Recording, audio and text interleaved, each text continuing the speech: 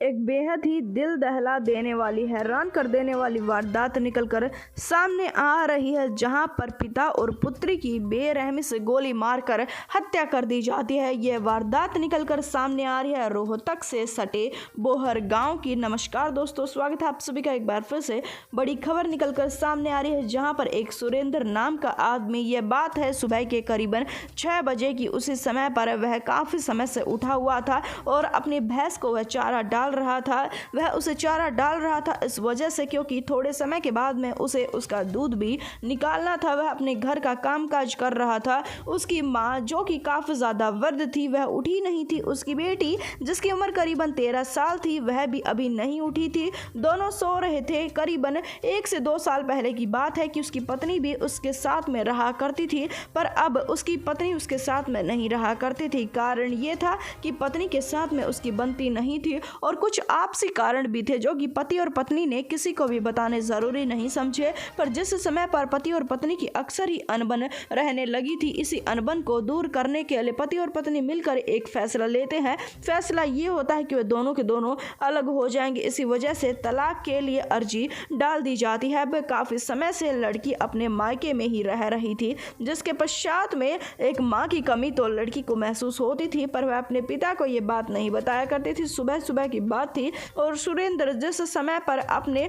पशु की देखभाल कर रहा था, उसे चारा डाल रहा था, करीबन 50 के करीब आदमी उनके घर पर आ जाते हैं। वह आदमी कौन थे नहीं जानते थे कोई भी उनको, बल्कि ना सिर्फ इतना बल्कि उन्होंने नकाब पहन रखा था। उनकी पहचान नहीं हो पा रही थी। सबसे पहले सुरेंद्र के पास में आते हैं। सुरेंद्र के पास में आते हैं और उसके मुंह को दबा लिया जाता है और वह आदमी उसे गोली मार लगने की आवाज़ किसी को भी घर के सदस्य को नहीं सुनाई दी थी, पड़ोसियों को सुनाई दे गई थी। वह तुरंत ही वहां से भाग लेते हैं, जिसके पश्चात में आरोपी आते हैं 13 साल की लड़की के पास में, जो कि सो रहे थे। सोती सोती को ही वह गोलियां मार देते हैं। जैसे ही उस वृद्ध महिला को गोलियां मारने जा रहे थे कि पड़ोसी उनके घर पर पहुंच जाते हैं। दरअसल बता दें कि वृद्ध महिला ज़्यादा सुन नहीं सकती है, इसी वजह से उसे सुना ही नहीं दिया कि उनके घर में कोई बदमाश आए हुए हैं, जिसके पश्चात में उसे गोली लगने से पहले ही वह बदमाश उनके घर पर से भाग जाते। पड़ोसी वहां पर पहुंच चुके थे।